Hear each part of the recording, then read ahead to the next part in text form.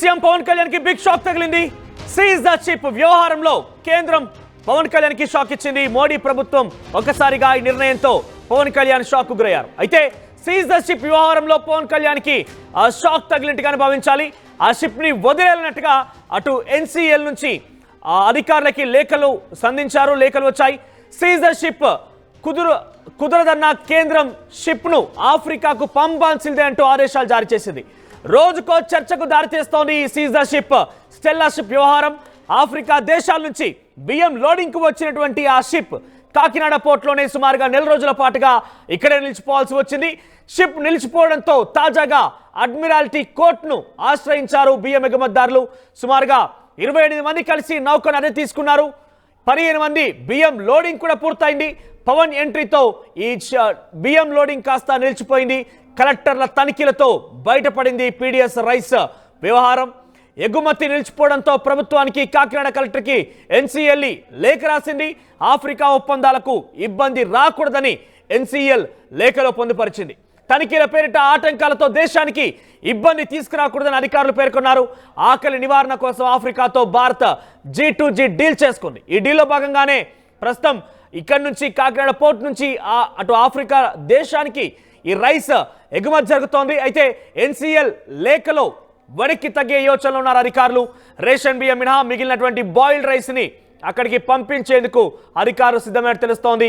రా రైస్ ఎగుమతి జరిగే విధంగా చర్యలు చేపట్టబోతున్నారు. పెద్ద ఎత్తున పవన్ కళ్యాణ్ స్టెల్లా షిప్ ని సీజ్ ద షిప్ అంటూ ఏ స్థాయిలో అయితే ఆయన అక్కడ మాట్లాడుకొచ్చారో అప్పటి నుంచి కూడా ఈ స్టెల్లా షిప్ పైన చర్చలు కొనసాగుతూనే ఉన్నాయి. ఎక్కడ చూసినా కూడా స్టెల్లా షిప్ వ్యవహారం అనేది చర్చనీయాంశంగా మారింది. కలెక్టర్లు అక్కడ ఒక తనిఖీ రిపోర్టు కూడా పొందుపరిచారు. ఈ రిపోర్ట్లో సుమారుగా 1320 టన్నులు పూర్తిగా అందులో ఉన్నట్టు తెలుస్తోంది. దాంట్లో 640 టన్నులు సుమారుగా కలెక్టర్లు పట్టుకుంటే మరొక 680 టన్నులు కాస్త అక్కడ తనిఖీలు చేసినటువంటి కమిటీ పట్టుకుంది. సుమారుగా 38,000 టన్నుల బాయిల్డ్ రైస్తో పాటుగా 1320 టన్నులు మాత్రమే పీడీఎస్ రైస్ ఉన్నాయి. అంటే పబ్లిక్ డిస్ట్రిబ్యూషన్ సంబంధించినటువంటి ఆ రైస్ ఉన్నాయి.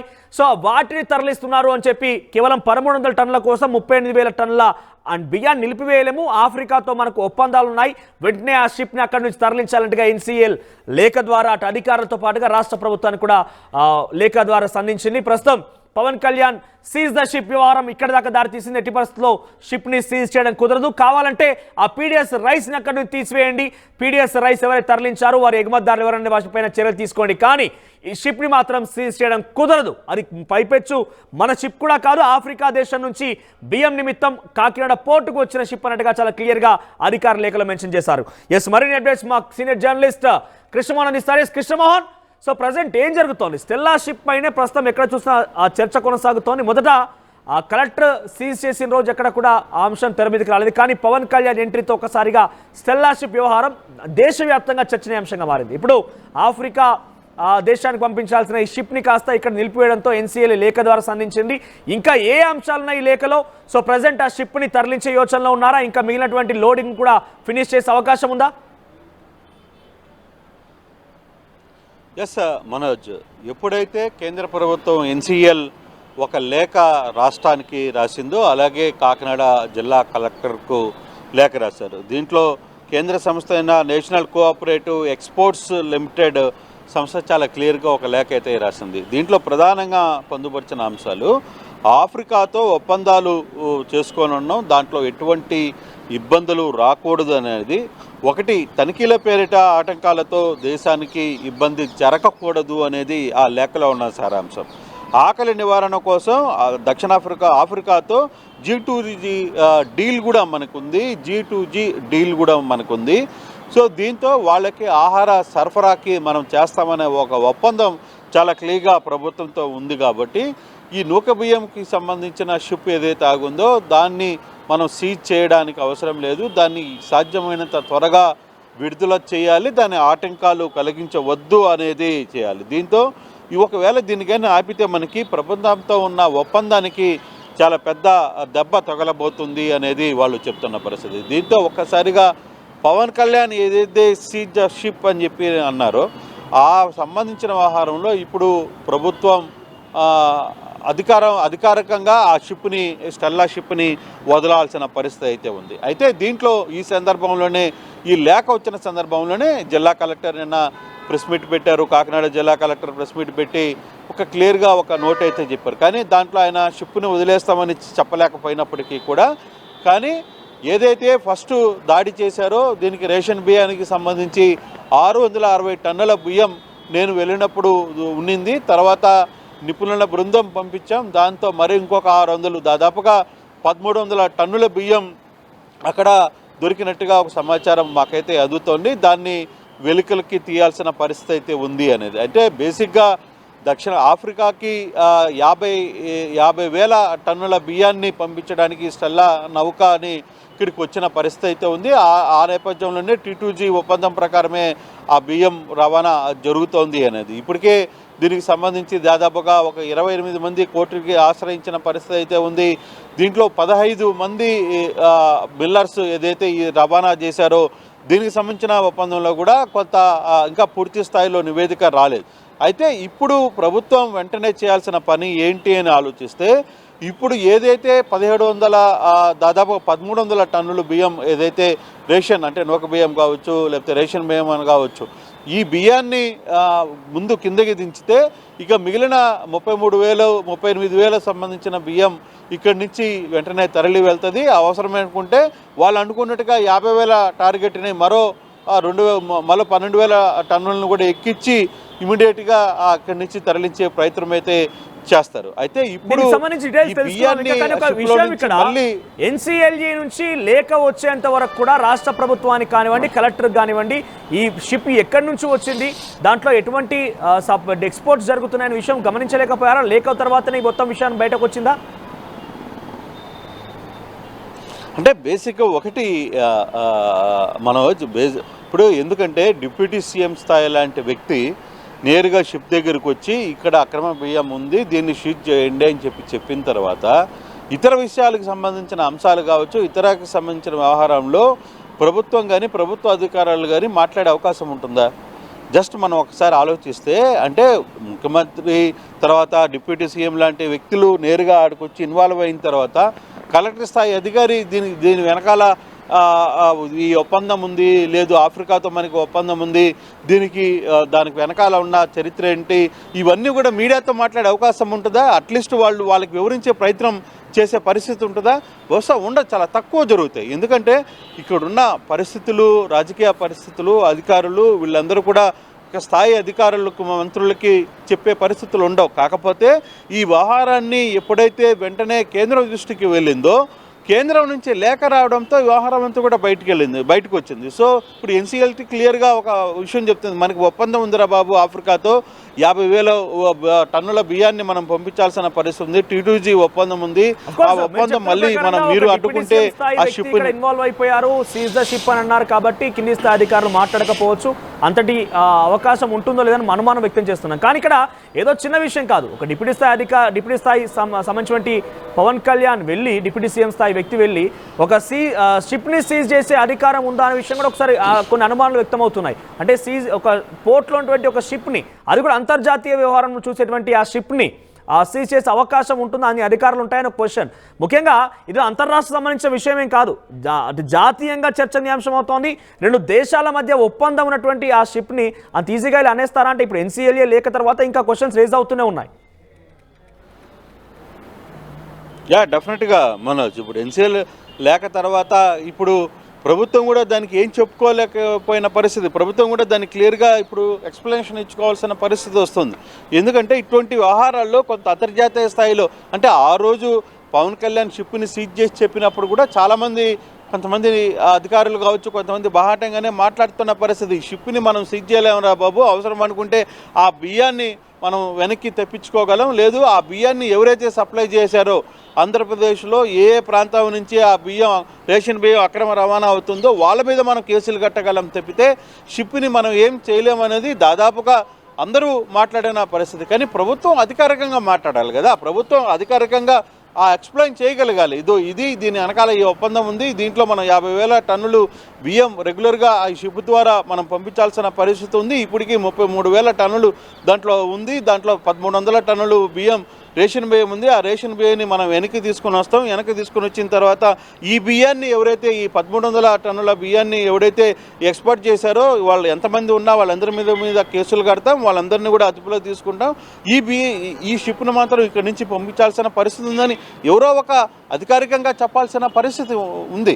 కానీ ఆ పరిస్థితి ప్రభుత్వం చేయలే. కాకపోతే ఈ లేఖ రాసిన తర్వాత ఇప్పటికిప్పుడు ఈ వ్యవహారాన్ని కిందకి తీసుకురావాల్సిన పరిస్థితి ఉందని నిన్న కలెక్టర్ కూడా ప్రెస్ మీట్లో కూడా షిప్ని పంపిస్తామనో లేకపోతే ఈ ఒప్పందం ఉందనో ఆయన ఎక్కడ కూడా మాట్లాడే ప్రయత్నం చేయలేదు. జస్ట్ ఆయన చెప్పింది ఏంది 600 టన్నుల బియ్యాన్ని నేను వెళ్ళినప్పుడు దొరికింది. ఆ తర్వాత టీంని పంపించినప్పుడు మరో 600 దొరికింది. కాబట్టి 1,300 టన్నుల బియ్యాన్ని మేము వెనక్కి తీసుకొని వచ్చే ప్రయత్నం చేస్తున్నాం. ఇక వాళ్ళ ఒప్పందం ప్రకారం ఏముందో ఆ టన్నులు ఎక్కించాల్సిన పరిస్థితి ఉంటుంది. సో ఆయన అంతవరకే మాట్లాడారు. అంటే ఇప్పుడు 1,300 టన్నుల బియ్యాన్ని ఏదైతే రేషన్ బియ్యం ఉందో పట్టుకున్నారు. నిజంగా ఇది అక్రమ రవాణా జరిగింది. ఆ అక్రమ రవాణాకు సంబంధించిన ఎవరైతే అక్రమదారులు ఉన్నారో ఎవరైతే ఈ ప్రయత్నం చేశారో వాళ్ళందరినీ కూడా వాళ్ళ మీద కేసులు కట్టాలి. వాళ్ళందరి మీద శిక్ష చేయాల్సిందే. దాంట్లో పేదల బియ్యాన్ని అక్రమ రవాణా చేస్తున్న విషయంలో దాంట్లో ఎటువంటి నో డౌట్. ఎవరైతే అక్రమంగా పాల్గొన్నారో వాళ్ళందరి మీద కూడా ఖచ్చితంగా కేసులు కట్టాలి. వాళ్ళందరినీ శిక్షకి పడేటట్టుగా చూడాల్సిన బాధ్యత ప్రభుత్వం. అట్ ద సేమ్ టైం ప్రభుత్వాలతో ఒప్పందాలు ఉన్నప్పుడు లేకపోతే కేంద్ర స్థాయిలో ఒప్పందాలతో ఉన్నప్పుడు అంతర్జాతీయ సంస్థకు వచ్చిన కొన్ని షిప్పులు కావచ్చు అవి నాకులు రావడంలో అటువంటి వ్యవహారంలో ఎక్కడైనా ఇబ్బంది జరిగితే ఎన్సీఎల్టీ అదే చాలా క్లియర్గా చెప్తోంది. మీరు మాట్లాడుకొని అక్కడ ఆపేసి అసలు భారతదేశానికి తర్వాత ఇతరులకు మధ్య జరిగే ఒప్పందాన్ని మీరు ఎక్కడ ఇబ్బందులు తీసుకురావద్దు అనేది ఆ లేఖలో సారాంశం. అఫీషియల్గా ఆ లేఖ బయటికి రావట్లేదు కానీ ఆ లేఖలో ఉన్న సారాంశం అంతా కూడా అటువంటి సారాంశం. సో ఇప్పుడు 1,300 రేషన్ టన్నుల బియ్యం ఏదైతే ఉందో ఆ బియ్యాన్ని ఇప్పుడు ఇమీడియట్గా మార్చి ఆ బియ్యాన్ని అక్కడి నుంచి షిప్లో నుంచి తీసుకుని వచ్చి మళ్ళీ కాకినాడ పోర్టుకి చేర్చాలి. పోర్టుకి చేర్చిన తర్వాత అక్కడ అసలు ఆ బియ్యానికి ఎవరు సూత్రధారులు ఏంటి, ఆ బియ్యాన్ని ఎవరు రవాణా చేశారు, ఎక్కడి నుంచి బయటకు వచ్చింది, ఏ ప్రాంతాల నుంచి వచ్చింది, దాన్ని ఎవరు ఈ నిర్వహణ చేశారు, వీళ్ళందరి మీద కేసులు కట్టాలి. ఈ వ్యవహారం అంతా కూడా ఇక్కడున్న స్థానిక ప్రభుత్వం చూసుకోవాలి. కానీ అంతర్జాతీయ సమస్యను మరోసారి తీసుకుని వచ్చే ప్రయత్నం చేయకూడదు అనేది ఎక్స్పోర్ట్ లిమిటెడ్ క్లియర్గా కేంద్ర ఎక్స్పోర్ట్ ఇంట్రెస్టింగ్ విషయం ఏంటంటే ఇక్కడ షిప్ సుమారుగా నెల రోజుల పాటుగా నిలిచిపోవడంతో సుమారుగా $22,000 డేమరేజ్ ఛార్జీలు కూడా పడుతున్నాయంట. సో ఆ ఛార్జీలు ఎవరు భరిస్తారు? ఆ ఛార్జీలకు సంబంధించి అవకాశం ఎట్లా ఉండబోతోంది? దీనికి సంబంధించి అప్డేట్స్ ఏంటి? అంటే ఒక షిప్పులో సంబంధించి నాకున్న సమాచారం అయితే ఒక షిప్పు ఒక టైం ప్రకారం వస్తుంది, ఒక పోర్టుకు వస్తుంది. పోర్టుకు వచ్చిన తర్వాత ఏ పోర్టులో అయినా సరే ఆ పోర్టులో ఇంత పరిమిత టైం వరకు ఉంటుంది. ఆ టైంలో మీరు అన్లోడ్ చేసుకుంటారా డౌన్లోడ్ చేసుకుంటారా అనేది ఈ రెండింటికి సంబంధించి లోడింగ్ అన్లోడింగ్ 2 వ్యవహారాలు అయిపోయిన తర్వాత వెంటనే అది కానీ లేట్ అయితే సంబంధిత పోర్టు షిప్కి పే చేయాల్సి వస్తుంది. ఆ పోర్టు మీ వల్ల నాకు ఇంత లాస్ అయింది అనేది వాళ్ళు డామరేజ్ షూట్స్ వేస్తారు. దానికి సంబంధించిన వ్యవహారం మొత్తం కూడా పోర్టు కట్టాల్సిన పరిస్థితి వస్తుంది. మరి ఇప్పుడు 22,000 డాలర్లు ఇప్పుడు కట్టాల్సి వస్తే అది ప్రభుత్వానికి లాస్. ప్రభుత్వం కట్టాల్సిన పరిస్థితి రావచ్చు. అంటే ఇప్పుడు కాకినాడ పోర్టు కట్టాల్సిన పరిస్థితి ఉంటుంది. మరి ఆ డబ్బులు ఎవరు కడతారు ఏంటి అనే చర్చ ఇంకా కొంత ముందుకు వెళ్తోంది. దానికి సంబంధించి పూర్తి స్థాయిలో రావాల్సిన పరిస్థితి అయితే ఉంది. అయితే ఇప్పటికీ ఆలస్యమైంది. ఇప్పటికే నెల రోజులు ఆ షిప్పు ఇక్కడ ఉండడం వల్ల ప్రభుత్వానికి కొంత $22,000 కట్టాలనుకుంటే చిన్న అమౌంట్ కూడా కాదు కదా. సో ఇటువంటి అంశాలన్నిటిని కూడా 1-2-3 సార్లు అధికారులు కొన్ని కొంత అంటే బేసిక్గా అందరికీ అన్నీ తెలిసి ఉండాలి అనే ఒక ఎక్కడ ఉండదు. కాకపోతే అధికారులు కూడా కొంత చొరవ తీసుకొని దీనివల్ల ఈ ప్రాబ్లం వస్తుంది, దీనివల్ల ఈ ప్రాబ్లం ఉంటుంది అని చెప్పే ప్రయత్నం చేయగలగాలి. వాళ్ళతో ఆ వ్యవహారం డిప్యూటీ సీఎం కావచ్చు లేకపోతే ఆ అధికారంలో ఉన్న పెద్దలకు కావచ్చు వాళ్ళకి దీనివల్ల ఇటువంటి ఇబ్బందులు వస్తున్నాయి, వచ్చే అవకాశం ఉందని ముందుగానే వాళ్ళకి చెప్పే ప్రయత్నం చేస్తుంటే బాగుండేది అనేది ఇప్పుడు జరుగుతున్న చర్చ. సో ఓవరాల్గా ఇప్పుడు మొత్తం మీద షిప్ని ఎప్పుడు పంపిస్తారనేది ఒక చర్చ. ఇప్పుడు షిప్కి ఫైన్ కట్టాల్సిన పరిస్థితి వస్తే దానికి ఎవరు కడతారనేది ఒక చర్చ. ఇప్పుడు 50,000 టన్నులు పంపించాలనుకుంటే 33,000 టన్నులు ఉంది కాబట్టి మిగతా టన్నులు ఎప్పుడు ఎక్కిస్తారనేది ఇంకొక చర్చ. ఏదైతే 1,300 టన్నుల బియ్యం, రేషన్ బియ్యం అక్కడ దొంగ రవాణా అయిందని అనుకుంటున్నామో, ఆ 1,300 బియ్యం రవాణా బయటకు వచ్చిన తర్వాత దాన్ని బయటికి తీసుకురావాలి షిప్లో నుంచి. తర్వాత దాని మీద ఎవరు తరలించారనేది కేసులు కట్టాలి. దీని వ్యవహారం అంతా కూడా ఇంకొక లైన్ ఆఫ్ సెక్షన్ తీసుకోవాలి.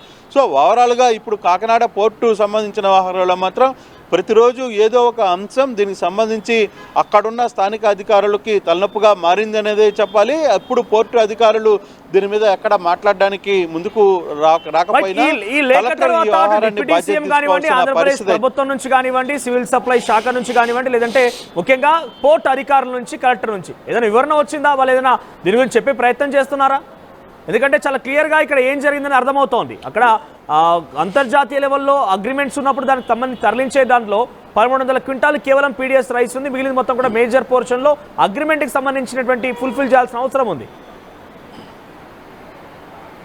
నిన్న జిల్లా కలెక్టర్ ప్రెస్ మీట్ పెట్టినప్పుడు కాకినాడ కలెక్టర్ దీనికి సంబంధించి కొంత వివరణ ఇచ్చే ప్రయత్నం అయితే చేశారు, కానీ ఆయన పూర్తి స్థాయిలో దాని మీద ఏమీ మాట్లాడే ప్రయత్నం అయితే చేయలేదు. చూడాలి, బహుశా ఈరోజు రేపటి లోపల దీనికి సంబంధించి ఏదైనా పూర్తి స్థాయి వివరణ ఇచ్చే ప్రయత్నం చేస్తారా? అసలు ఏం జరుగుతుంది, లేఖలో ఏముంది, లేఖ వచ్చిన తర్వాత ఏం జరుగుతుంది, ఇప్పుడు ప్రభుత్వం ఎటువంటి నిర్ణయం తీసుకుంటుంది, తర్వాత ఫర్దర్గా వాళ్ళకి కట్టాల్సిన ఫైన్ ఏదైనా ఉంటే దాన్ని ఎవరు కడతారు, ఎన్ని అంశాలని చూడాల్సిన పరిస్థితి ఉంది. బహుశా జిల్లా కలెక్టర్ దీనికి సంబంధించి ఈరోజు రేపు మా వివరణ ఇస్తారా లేదా అనే అంశాన్ని కూడా మనం చూడాల్సిన పరిస్థితి అయితే కనపడుతుంది. ఇప్పుడు వరకు అయితే దీని మీద ప్రభుత్వం ఎటువంటి అధికారపూర్వకమైన నివేదిక కావచ్చు, రిపోర్ట్ కానీ ఎక్కడ ఎవరు మాట్లాడిన పరిస్థితి అయితే లేదు మనవచ్చు. రైట్ కృష్ణమోహన్, చివరిగా ఒకటి చెప్పండి. ఇక్కడ ఏకంగా అంతర్జాతీయ లెవెల్లో డిస్కషన్ జరుగుతోంది కాబట్టి ఈ పూర్తి సినారియో పైన ఒక అథెంటిక్ ఇన్ఫర్మేషన్, అథెంటిక్గా పూర్తి ఆధారం లేకుండా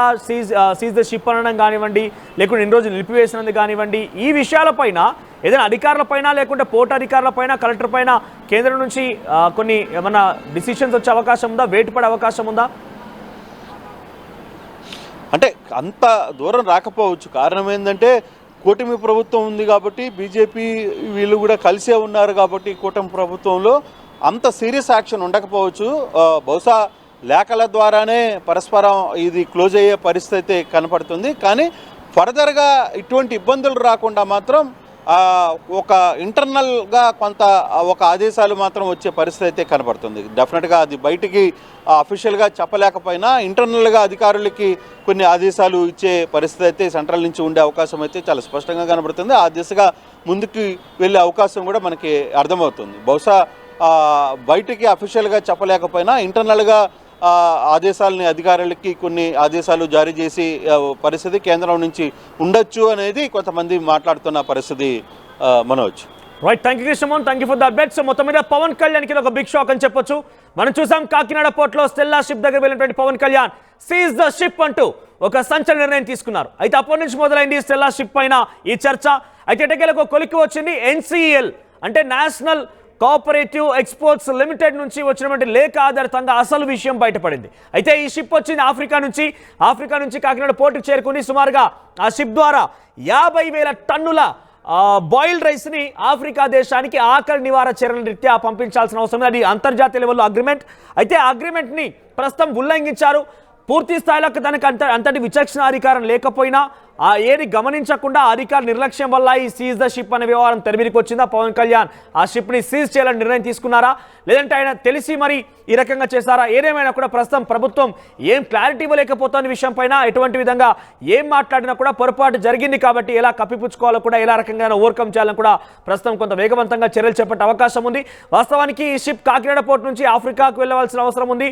దాంట్లో 50,000 టన్నుల బాయిల్డ్ రైస్ వెళ్లాల్సిన అవసరం ఉంది. కానీ కొంతమంది ఎవరో అక్రమంగా 1,300 టన్నుల పీడిఎస్ అంటే పబ్లిక్ డిస్ట్రిబ్యూషన్ సప్లై చేసినటువంటి ఆ రైస్ని అందులో జోడించడంతో దాంట్లో వేయడంతో ఒకసారిగా ఈ పూర్తి షిప్ మొత్తం కూడా ఇదే తంతుగా నడుస్తోందేమో అన్న ఒక ఆలోచనలో అధికారులు సీజ్ ద షిప్ అనడం కానివ్వండి, అటు Pawan Kalyan seize the ship అనడం చూసాం. కానీ ఇదంతా స్థాయిలో ఏం లేదు, అది అగ్రిమెంట్ ప్రకారంగా వెళ్తోంది. నిజంగానే మీకైనా అభ్యంతరం కనుక ఉంటే ఆ పీడిఎస్ రైస్ని అక్కడి నుంచి అన్లోడ్ చేసి వాళ్ళకి వెళ్ళాల్సినటువంటి టార్గెట్ ఆ 50,000 టన్నుల ఆ బాయిల్డ్ రైస్ని అక్కడి నుంచి పంపించేందుకు ప్రయత్నం చేయండి అంటూ కూడా ఎన్సీఎల్ చాలా ఆగ్రహంతో కూడా ఒక లేఖను అందించింది. అటు అధికారులకి ప్రభుత్వానికి కూడా అందించింది. ప్రస్తుతం ఈ లేఖతో ఒకసారిగా ప్రభుత్వం ఇరకాటంలో పడింది. ఇంతటి స్థాయిలో సీజ్ ద షిప్ మేము అక్రమాన్ని పట్టుకున్నామంటూ చెప్పినటువంటి ప్రభుత్వం ఒకసారిగా ఈ ఎన్సీఎల్ లేఖతో అసలు ఎలా దీన్ని ఓవర్కమ్ చేయాలని కూడా ఆలోచనలో పడిపోయింది. ప్రస్తుతం ఈ షిప్ నెల రోజులు అవుతుంది ఇక్కడికి వచ్చి, నెల రోజులైనా కూడా ఇక్కడి నుంచి వెళ్ళకపోవడంతో ఆ షిప్ అక్కడే పోర్ట్లో ఉండడం పైన $22,000 డేమరేజ్ ఛార్జీలు కూడా పడతాయట. మరి ఆ ఛార్జీలు ఎవరు భరిస్తారో? అది పోర్ట్ అధికారుల పైన వేటు వేస్తారా, కలెక్టర్ పైన వేటు వేస్తారా, లేదంటే ప్రభుత్వంలో అంతర్గతంగా ఏదైనా చర్చ జరిగి ప్రభుత్వమే ఈ డ్యామేజ్ని భరిస్తుందా చూడాల్సిన అవసరం అయితే ఉంది. ఒకసారి ఈ సీజ్ ద షిప్ వ్యవహారం ఎట్టకేలకు బయటపడింది కాబట్టి మీరేమనుకుంటున్నారు? మీ అభిప్రాయాన్ని కామెంట్ రూపంలో తెలియజేసే ప్రయత్నం చేయండి.